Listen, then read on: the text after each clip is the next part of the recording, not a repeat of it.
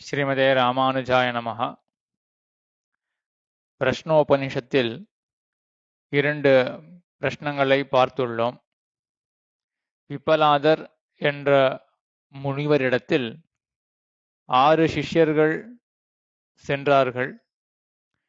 பிரம்ம ஜிக்ஞாசையுடன், பிரம்மத்தை அறிய வேண்டும் என்ற எண்ணத்துடன் 6 பேர் பிப்பலாதரை அடைந்து பிரஷ்னங்களை கேட்கத் தொடங்கினார்கள். அதில் முதலில் கபந்தி என்ற சிஷ்யர், இந்த பிரஜைகளெல்லாம் படைப்பது என்ன அப்படின்னு கேட்டார். ஜகத் காரணத்துவத்தை பத்தி கேட்டார்.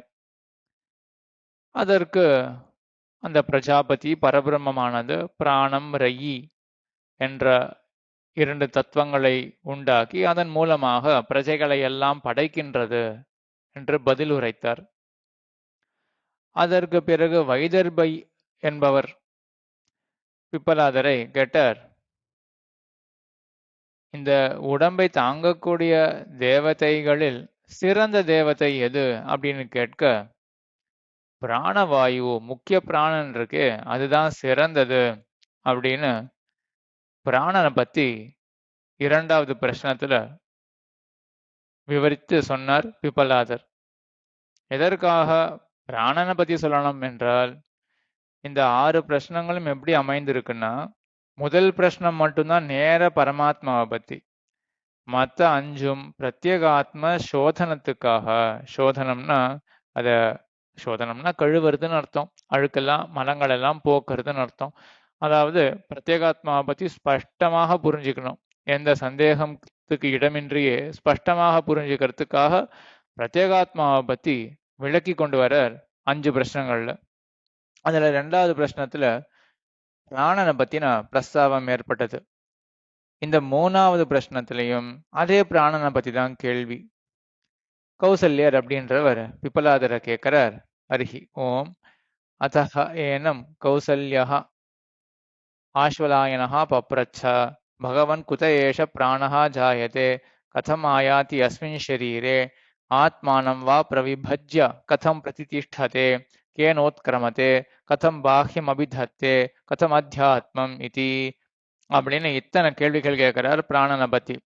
என்ன கேட்கிறார் பிப்பலாதரை பார்த்து கௌசல்யர் அப்படின்றவர், குத ஏஷ பிராணஹ ஜாயதே, எதிலிருந்து இந்த பிராணவாயுவானது உண்டாகிறது, கதம் ஆயாதி அஸ்மின் ஷரீரே, இந்த உடம்புக்குள் பிராணவாயு எப்படி வருகிறது, ஆத்மானம் வா பிரவிபஜ்ய கதம் பிரதிதிஷ்டதே, தன்னையே பிரித்து கொண்டு எப்படி இந்த பிராணனானது இருக்கிறது, கேன உத்கிரமத்தே, எந்த காரணத்தினால் இந்த உடம்பை விட்டு உத்கிரமணம் மேலெழ பிரிந்து போகிறது, கதம் பாஹ்யம் அபிதத்தே, வெளி உருவத்திலே இந்த பிராணனானது எப்படி சன்னிதானம் பண்ணுகிறது, கதம் அத்தியாத்மம் உள்ளே இருந்து கொண்டு எப்படி சன்னிதானம் பண்ணுகிறது அப்படின்னு இத்தனை பிரச்சனைகள் கேட்க, முதல்ல பிப்பலாதர் கொண்டாடுறார் கேட்ட அந்த கௌசல்யரை.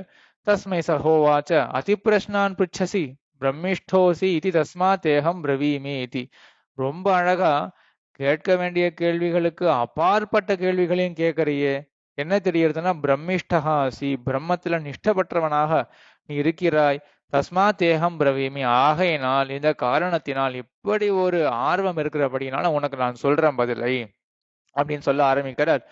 ஆத்மன ஏவ ஏஷா பிராணஹா ஜாயத்தே, ஆத்மாவில் இருந்துதான்.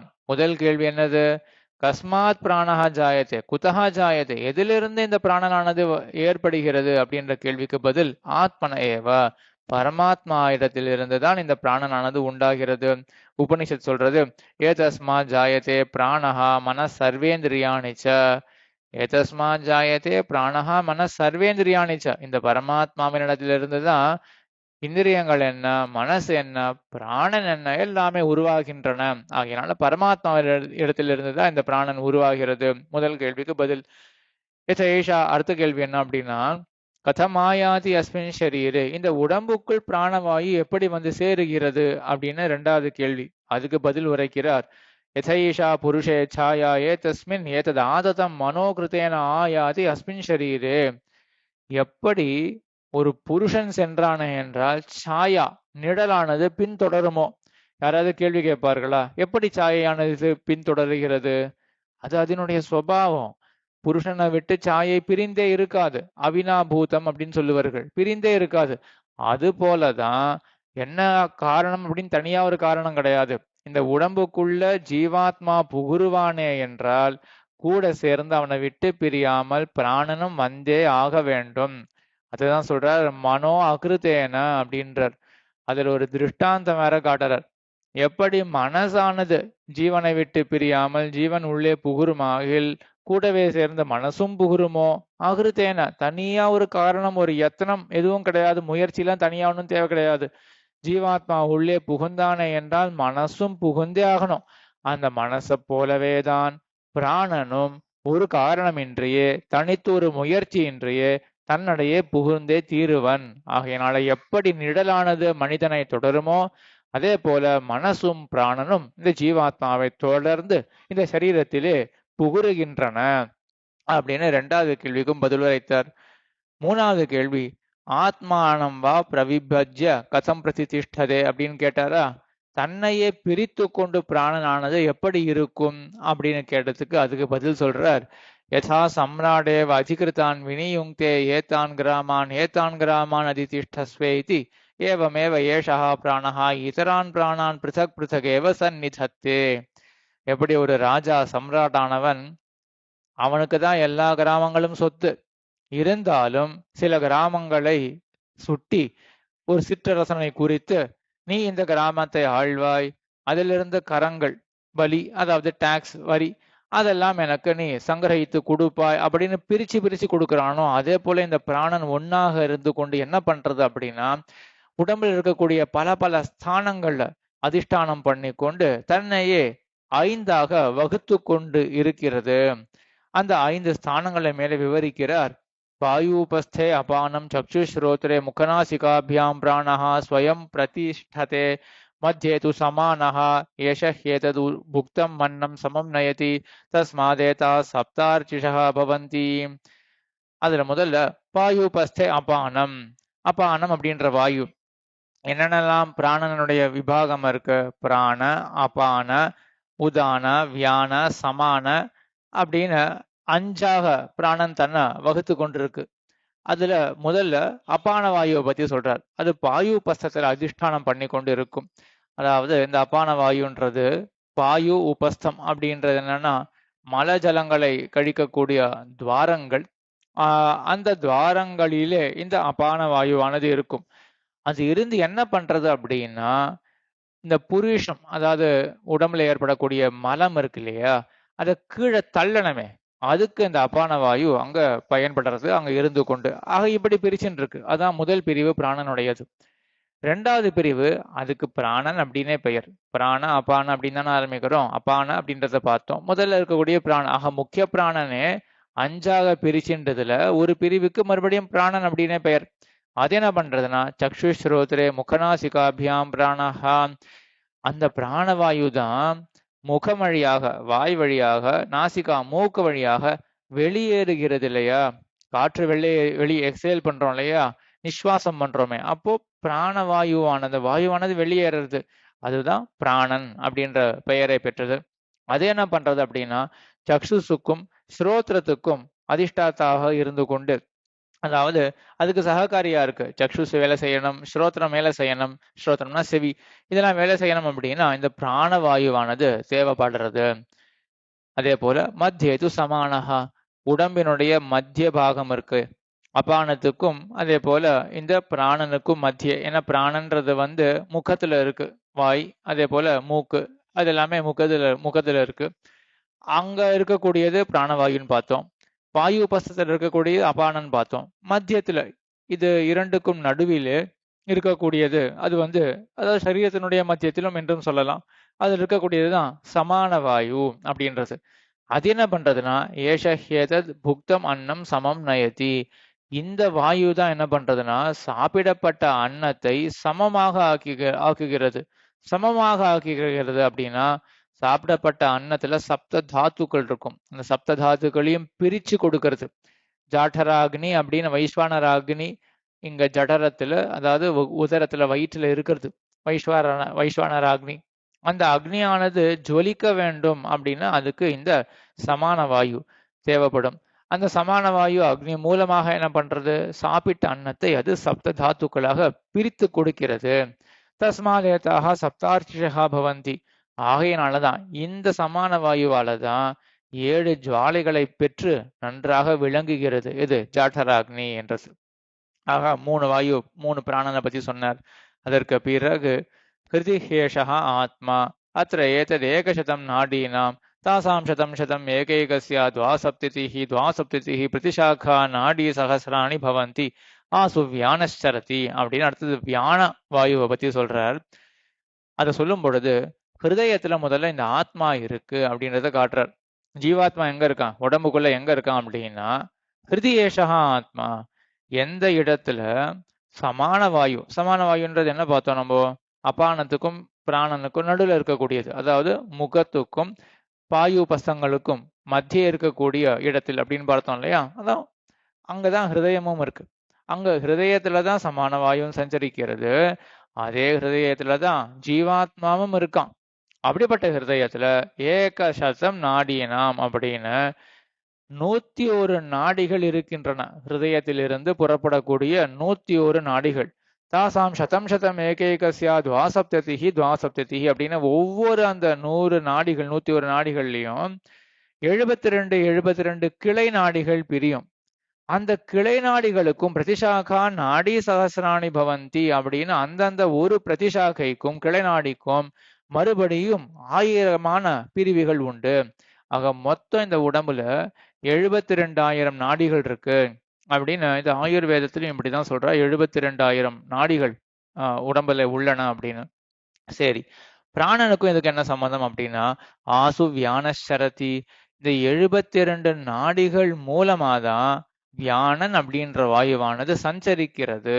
இந்த 72,000 நாடிகள் அது வழியாக இந்த பிராணனுடைய ஒரு பாகம் வியானன் அப்படின்றது அது சஞ்சாரத்தை செய்கிறது. ஆக இதுதான் 4வது.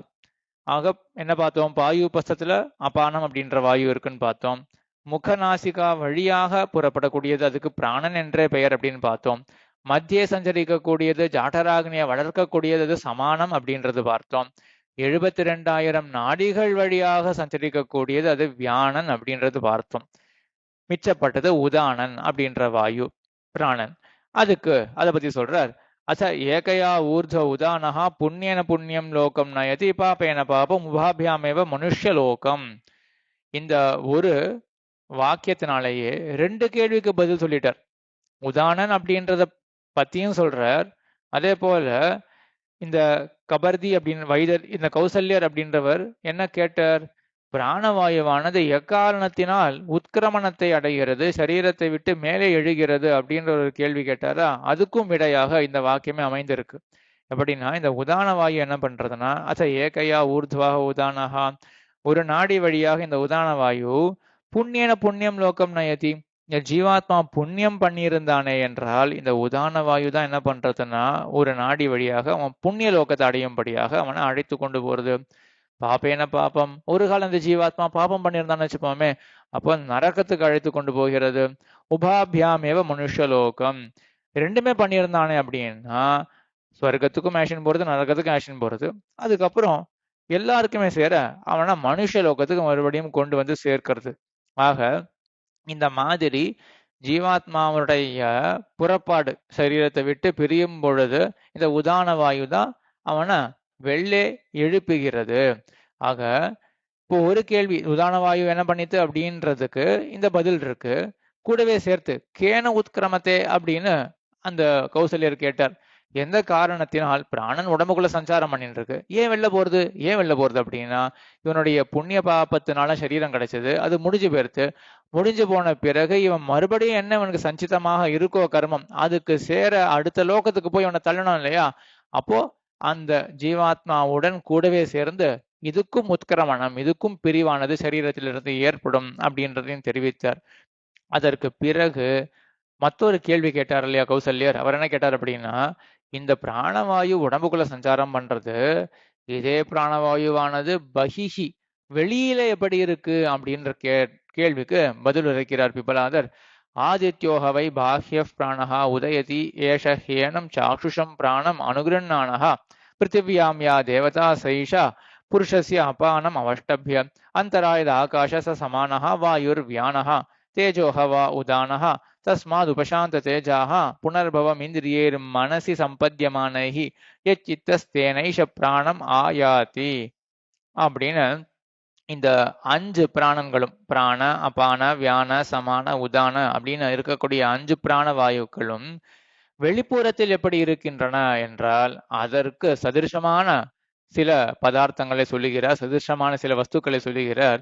அதுல முதல்ல பிராணன் வெளிப்புறத்துல எப்படி இருக்கு அப்படின்னா, பிராணன்றது என்ன பார்த்தோம்? முக வழியாகவும் நாசிகா வழியாகவும் வாய் மூக்கு வழியாக வெளியே புறப்படக்கூடியதுதான் பிராணன் அப்படின்றது பார்த்தோம் இல்லையா?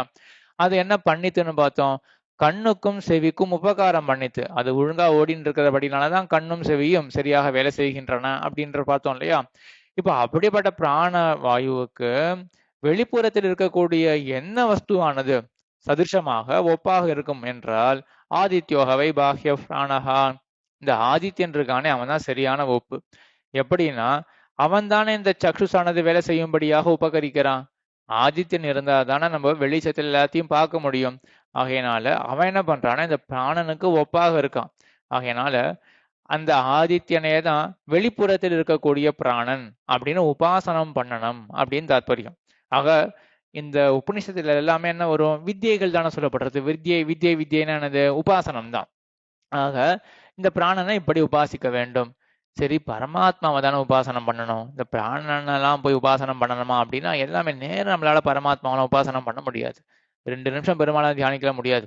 கொஞ்சம் பழகிக்கணும். தெரிஞ்ச விஷயத்திலேருந்து பழகி பழகி பழகி அதுக்கப்புறம் எம்பெருமானுடைய திவ்யமங்கல விக்கிரகத்தையோ இல்லாட்டி எம்பெருமானுடைய வாத்சல்யாதி குணங்களையோ அதுக்கப்புறம் நம்ம ஒரு 1/2 மணி நேரம் அதை பத்தியே சிந்தனை பண்ணணும் அப்படின்னா நமக்கு பழக்கம் இருக்கும்.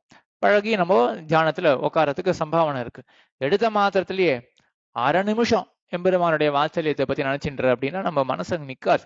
அதனால தெரிஞ்ச விஷயத்துல மனசை செலுத்தி அங்க தியானத்துல பழக்கி மனசை அதற்கு பிறகு பகவான் இடத்துல செலுத்த வேண்டும். ஆக இப்படி இந்த பிராணவாயுவை பாஹ்யமான பிராணவாயு எதுன்னு சொல்லலாம்னா இந்த ஆதித்யன் தான் அப்படின்னு சொல்லி அது வந்து இந்த சக்ஷுசுக்கு, அதாவது கண்ணுக்கு அப்படி உபகாரம் பண்றது. சரி, அபானம் அப்படின்றது என்னவாக உருவாக்கப்படுத்தலாம் அப்படின்னா பிருத்திவியாம் யா தேவதா சைஷா புருஷஸ்ய ஆபானம் அவஷ்டபிய. இந்த பிருத்திவிக்கு அதிஷ்டான தேவதா இருக்கும். அந்த அதிஷ்டான தேவதா அதுவேதான் இந்த அபான வாயுவுக்கும். அந்த அபான வாயுவால அதிஷ்டிதமாக என்ன இருக்குன்னு பார்த்தோம். அபான வாயுன்றது இந்த வாயு உபஸ்தம் அப்படின்ற அந்த மலஜலம் கழிக்கிற துவாரத்துல இருக்கக்கூடியது அபான வாயு. அதனுடைய செயலையும் பார்த்தோம். அந்த புருஷத்தை மூத்திரத்தையும் மலத்தையும் கீழே தள்ளக்கூடிய செயல், அதுதான் இந்த அப்பானத்துக்கு அப்படின்னு பார்த்தோம். அந்த இந்திரியங்களிலேயே, அந்த கர்மேந்திரியங்களிலேயே அதிஷ்டாத்தாவான தேவதா யாருன்னா பிருத்திவியில இருக்கக்கூடிய பிராணகலா தேவதா. அதுதான் இந்த பாயு பஸ்தங்களையும் அதிஷ்டிதமாக இருக்கக்கூடிய தேவதா. அதனால அபானன் வெளிப்புறத்துல எப்படி இருக்கு அப்படின்னா பிருத்திவியாக இருக்கு என்றும் சொல்லலாம். அப்படி தியானிக்க வேண்டும் அப்படின்னு சொல்லி அந்தராயத ஆகாஷ சமானஹா. அந்தரா நடுவில் இருக்கக்கூடியது, அதான் சமானம். என்ன சமானம்னு பார்த்தோம்? இந்த அபான வாயுவுக்கும் அதே போல பிராணவாயுவுக்கும் நடுவில் இருக்கக்கூடியது சமானம் அப்படின்னு பார்த்தோமா? வெளிப்புறத்துக்கு வந்தோம்னா ஆதித்யன் மேல இருக்கான், பிருத்திவி கீழே இருக்கு, நடுவில் என்ன இருக்கு? ஆகாசம் இருக்கு. ஆகையினால இந்த ஆகாசம் தான் சரியான ஒப்பு. வெளிப்புறத்துல இந்த சமானத்துக்கு ஒப்பாக என்ன இருக்குன்னா ஆகாசம் அப்படின்னு நம்ம உபாசிக்க வேண்டும். வாயுர் வியானஹா. வியான வாயுன்றது என்னன்னு பார்த்தோம்? அந்த 72 நாடி வழியாக சஞ்சரிக்கக்கூடியது அப்படின்னு பார்த்தோமா? வெளிப்புறத்துல வாயு இருக்கே, காற்று இருக்கே, அதுதான் எல்லா இடத்துலயும் சஞ்சாரம் பண்ணிட்டு இருக்கு. அதுதான் சரியான ஒப்பு. அப்படி உபாசிக்க வேண்டும் அப்படின்னு சொல்லி தேஜோஹவா உதானஹா தஸ்மாத் உபசாந்த தேஜாஹா புனர்பவம் இந்திரியைஹி மனசி சம்பத்தியமானைஹி யச்சித்தஸ்தேன ஏஷஹா பிராணம் ஆயாதி. சரி, இந்த உதான வாயுன்றது என்ன பார்த்தோம்? உதான பிராண வாயுன்றது என்ன பண்ணுவோம் அப்படின்னு பார்த்தோம்? அதுதான் இந்த ஜீவாத்மாவை கலப்பும் அப்படின்றது பார்த்தோம் இல்லையா? வெளிப்புறத்தில் இருக்கக்கூடியது தேஜப் பதார்த்தம். இந்த தேஜப் பதார்த்தம் அப்படின்றது விளக்கு, தீபம் போன்ற இல்லாட்டி நெருப்பு போன்ற அந்த பதார்த்தங்கள்லாம் தேஜப் பதார்த்தம் அப்படின்னு சொல்லுவார்கள். அது இந்த உடம்புக்குள்ளேயும் இருக்கு. ஏன்னா உடம்பு தொட்டு பார்த்தா கொஞ்சம் சூடாக இருக்கும். அந்த ஔஷ்ணியத்துக்கு காரணமே உடம்பு பூரா தேஜப் பதார்த்தமானது பரவி இருக்கு. இப்ப அந்த தேஜப் பதார்த்தம் எப்படி இருக்குன்னா உபசாந்த தேஜாக, உடம்புல இருக்கக்கூடிய ஔஷ்ணியம் போயிருத்து அப்படின்னு வச்சுப்போமே.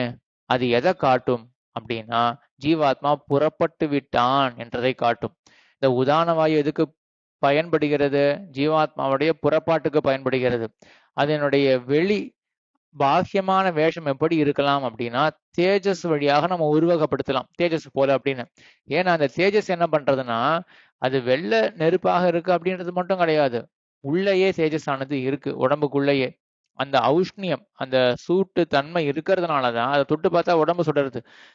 உயிரானது பிரிஞ்சு போயிடுச்சுன்னு வச்சுப்போமே, அப்போ சில்லுன்னு இருக்கும் அந்த உடம்பே. ஆகையினால தேஜஸ் இருக்கிற வரைக்கும் தான் பிராணனே இருக்கு. ஆகையினால இந்த உதான வாயுவை தேஜஸாக உருவகப்படுத்தலாம் அப்படின்னு உபாசனம் பண்ண வேண்டும் அப்படின்னு பண்ணி, புனர்பவம் இந்திரியைஹி மனசி சம்பத்தியமானைஹி. ஆக இந்த தேஜஸ் ஆனது உபசாந்த தேஜாக, இந்த தேஜஸ் ஆனது சாந்தம் அடைந்து விட்டது என்றால் அந்த புண்ணிய பாபத்துக்கு சேர மறுபடியும் இவனுக்கு ஒரு இந்திரியமானது கிடைக்கும், மறுபடியும் ஒரு சரீரமானது கிடைக்கும்.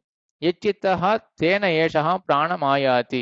இவனுக்கு எப்படிப்பட்ட சித்தம் இருக்கோ, எப்படிப்பட்ட ஆசை இருக்கோ, அப்படிப்பட்ட சரீரத்தை இவன் அடைகிறான். ஏன்னா இவனுடைய ஆசை எப்படிப்பட்டது, இவன் என்னென்ன குணங்களை வச்சுட்டு இருக்கானோ அதுபடிதான் இவனுடைய ஆசை.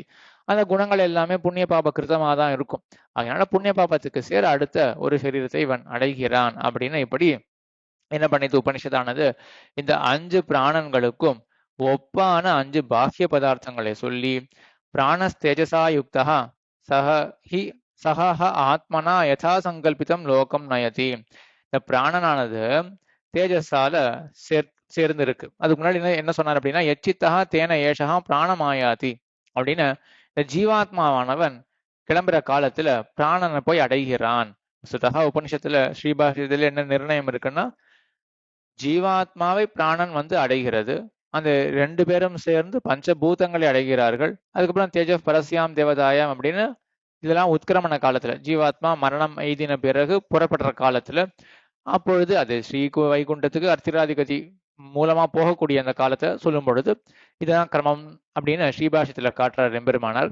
என்னன்னா இந்த பிராணவாயுவானது என்ன பண்ணணும்னா, முதல்ல வாங் மனசி சம்பத்தியத்தை அப்படின்னு வாகாதி இந்திரியங்கள் எல்லாமே மனசுல லயத்தை அடையும். மனசானது பிராணனை போய் சேரும். பிராணனானது ஜீவாத்மாவை போய் சேரும். ஜீவாத்மா இந்த பிராணனுடன் கூட பஞ்சபூதங்கள்ல போய் சேருவன். அந்த பஞ்சபூதங்கள் அதான் சூக்ம சரீரம், அத்துடன் கூட பரமாத்மா இடத்தில் போய் சேருவன். அதுக்கப்புறம் உத்கிரமணம் ஏற்படும் அப்படின்றது கிரமம்.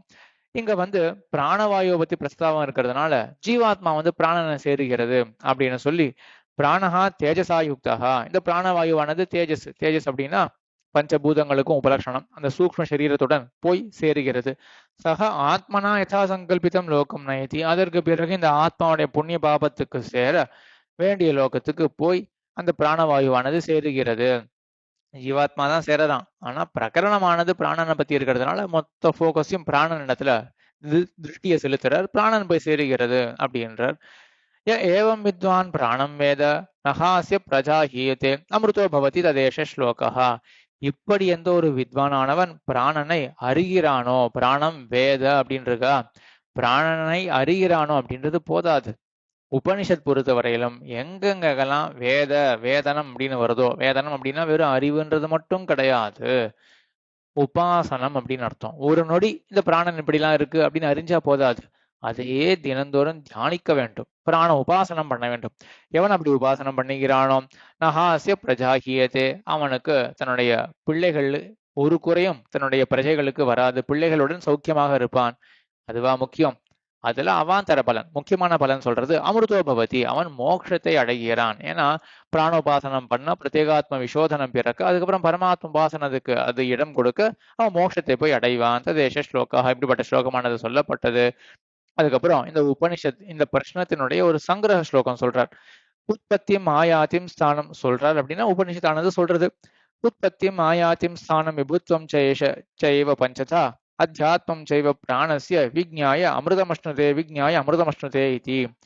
இந்த உபனிஷத்துல என்ன பண்ணார், 5 பாகம் பிரிச்சார். எனது உற்பத்தியும் ஆயாத்தியும் ஸ்தானம் விபுத்வம் செய்வ பஞ்சதா அத்தியாத்மம் அப்படின்னு. அதாவது முதல்ல உற்பத்தியை சொன்னார். பிராணவாயு எதில இருந்து உற்பத்தி ஆகுது அப்படின்னா பரமாத்மா இடத்திலிருந்து. முதல் கேள்விக்கு அது பதில். ஆயாத்தி, எப்படி வருது இந்த பிராணவாயு அப்படின்னா, வேறொரு காரணமின்றிக்கே புருஷன் ஜீவாத்மா உடம்புல புகுருவானே என்றால் கண்டிப்பாக நிழலை போல இதுவும் தொடர்ந்தே வரும் அப்படின்னு சொன்னார். அதுக்கப்புறம் இதனுடைய ஸ்தானம் 5 ஸ்தானங்கள் சொன்னார். பாயூபஸ்தம், சக்ஷுஸ்ரோத்திரம் போன்ற 5 ஸ்தானங்கள் சொன்னார். அதுக்கப்புறம் விபுத்துவம், இது விபுவாக, விபு அப்படின்னா எல்லா இடத்திலும் பரவினது அப்படின்னு வேண்டாம். விபு அப்படின்னா பிரபு அப்படின்னு அர்த்தம். இது ஒரு சுவாமியாக இருந்து கொண்டு, எப்படி ஒரு ராஜா கிராமங்கள் எல்லாம் பிரிச்சு கொடுப்பானோ அதுபோல இது சுவாமியாக இருந்து கொண்டு காரியங்கள்லாம் பிரிச்சு கொடுத்து பண்றது அப்படின்னு சொல்லி அந்த பிரிவினுடைய விதம், அத்தியாத்மம், இந்த உடம்புக்குள்ள எப்படி அந்த பிராணவாயுவானது சுற்றி கொண்டு தன்னுடைய காரியங்களை எல்லாம் பிரிக்கிறது அப்படின்றதையும் பத்தி எல்லாம் சொல்லி, இப்படி விக்ஞாய அமிர்தமஷ்ணுதே, இப்படி அவன் அறிகிறானோ அவன் உபாசனத்தை செய்து அதுக்கு பிறகு பரமாத்ம உபாசனத்தை செய்து மோட்சத்தை பெறுகிறான் அப்படின்னு இந்த 3வது பிரश्னத்துல கௌசல்யர் பிராணவாயுவை பத்தி கேட்க பதில் உரைத்தார் பிபுலாதர்.